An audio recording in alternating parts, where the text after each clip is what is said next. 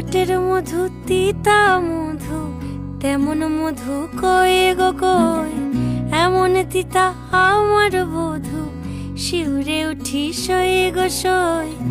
আনবাড়ি যায় আমায় ফেলে বাদল মেঘের ডাকে, একবার সে ভাবে না গো রায় কি করে থাকে।